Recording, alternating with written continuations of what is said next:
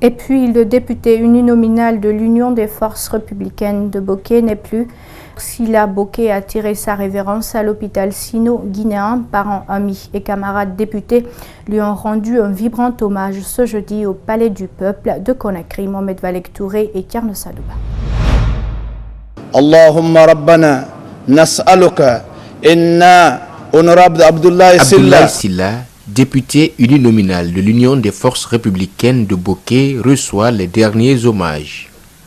C'est ce mercredi 17 octobre que l'honorable député a rendu l'âme à l'hôpital sino-guinéen des suites d'une courte maladie, une nouvelle à laquelle ses camarades députés ont eu du mal à croire.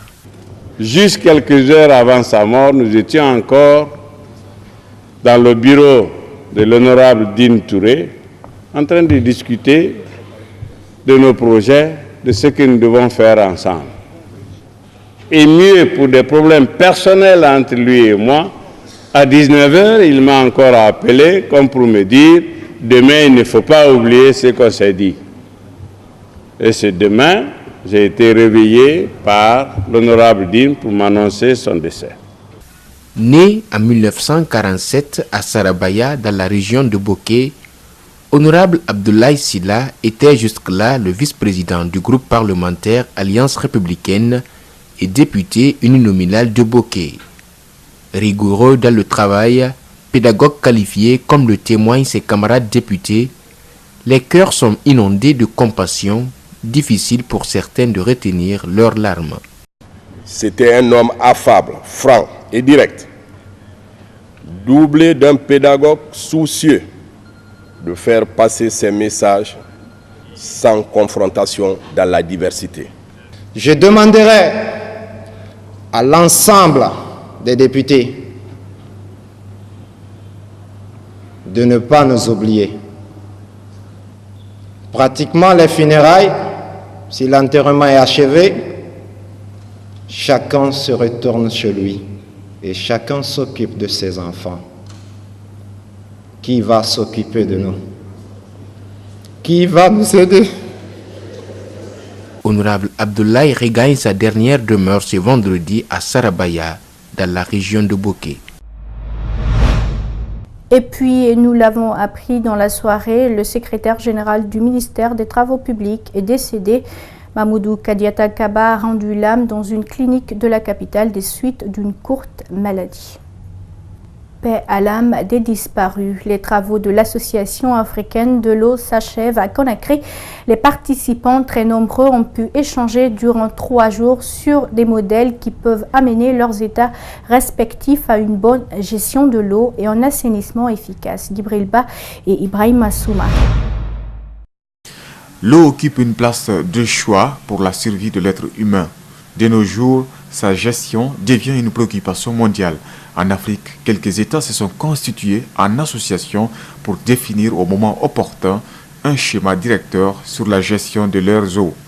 D'où cette rencontre à Conakry des membres de l'Association africaine de l'eau. Et aussi, il y a eu des termes assez intéressants aussi, comme je le disais, liés à la gestion commerciale. Et liés à la gestion commerciale pour permettre à nos entités d'avoir les meilleurs indicateurs de gestion et aussi permettre vraiment aux collaborateurs de rentabiliser le secteur dont nous avons la charge de la gestion. Les participants routiers ont apprécié l'atmosphère qui a prévalu ces 3 jours de formation. Donc nous avons beaucoup appris, on a même parlé des modèles qu'il faut adopter pour nos sociétés d'eau d'Afrique. J'ai été vraiment satisfait de cette formation, j'ai appris beaucoup. Je pense que du retour au pays, on pourra mettre en exergue tout ce que nous avons appris ici à Conakry. Plusieurs thématiques ont été abordées durant ce séminaire. L'invite a été faite donc aux États membres de l'Association africaine de l'eau de mettre en pratique les enseignements reçus à Conakry. Je vous invite à utiliser à bon escient les enseignements acquis au cours de ce séminaire pour plus d'efficacité et d'efficience dans la gestion de nos sociétés d'eau et d'assainissement.